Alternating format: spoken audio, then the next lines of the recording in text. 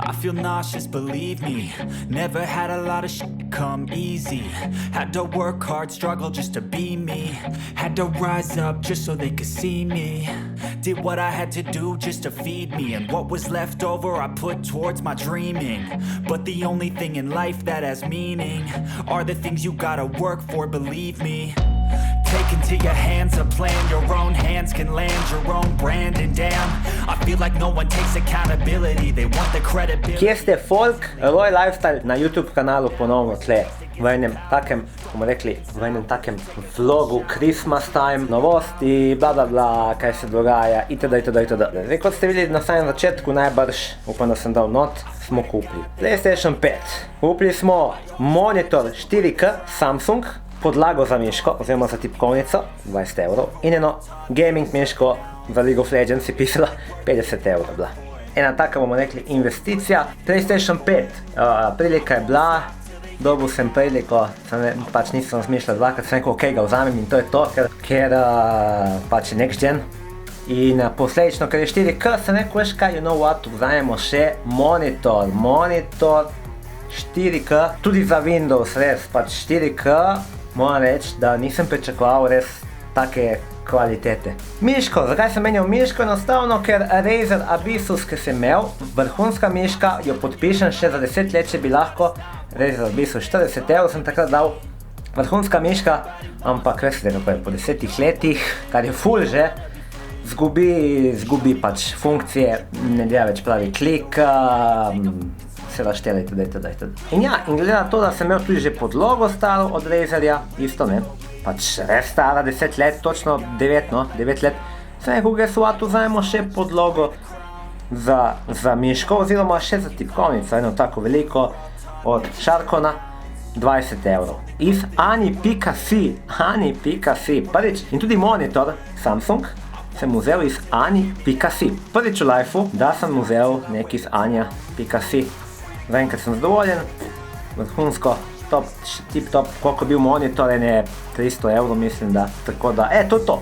Tam so lučke, kot vedno, vsako leto, Pescara, pa cel stil škotski, Pescara, pa ne pozabimo na Fiji, in zdaj bi mogli še priti Kokovi otoki na vrsto, ampak trenutno nimamo kam dati. Pa sem bil v Banja Luki, tisti, ki ste videli. No, pa da vam pokažem, kaj sem še kupil, in to je to.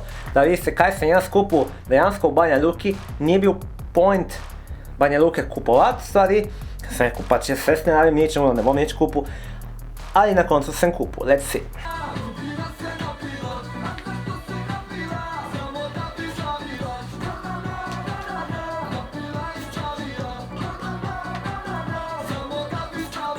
Kot lahko vidimo, ta komplet, znači patike, ki jih bom zdaj pokazal malo v detalj, patike, hlače, štekaš, pravo varianta gangstersko, tipo dilersko, veš, kao BG, ne, to je Beograd, ovo je Beograd, štekaš, patike, te najkice in to je bil komplet, znači komplet za hlače in za trenirko, jaz sem dal 35 evrov. Za 35 evrov v Sloveniji ni šans, no way.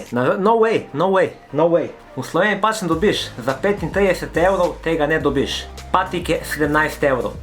Kaj da vam rečem bolje? Ok, ni original, to je itak da je logično, ker če ne bi tega delal. Vidiš take stvari in rečeš, no shit Sherlock, valjda bom kupil, ne. In pol kupiš, ne, malo tega, malo ono, drugo, tretje in evo. Varianta Nike. Evo jih Nike-ce. Tako da evo, to je to so te novosti, Banja Luka res je bilo top, neverjetna izkušnja.